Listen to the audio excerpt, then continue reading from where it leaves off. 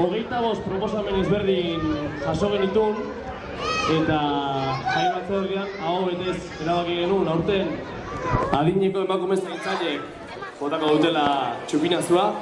Hortaz, itziarrek emango eskugu azalpentsu batzuk honen ingurun, jai batzordeko eta zaintza komunitarioko kide gisa.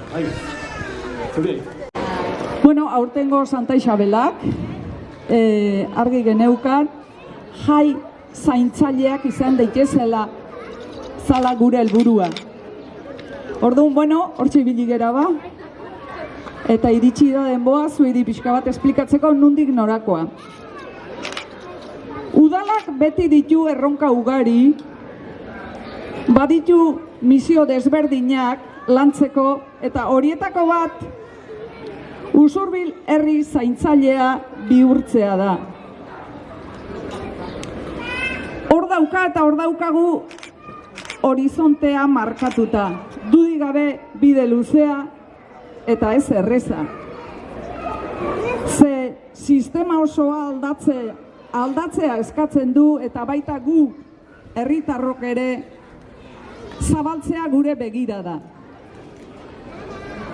Zaintza hitz potoloa, elementu transversala da, guztioi interpelatzen gaitu, gizakiok erlazionalak baigera, elkarren beharra baitaukagu. Orduan, orain jai zaintzaileak aldarrikatzea tokatu zaigu. Festa zaintzaileak edo festa zaintzaile espiritu honekin sentsibilizazio lan hauekin jarraituz, aurten txupinazoa adineko emakume zaintzaileei eskaini zaio. Badegu emakume multzo handi bat danok ezagutzen ditugunak, bere bizitza osoan zaintza lanetan ibili direnak. Eta lan hauetan ezin baita jubilatu.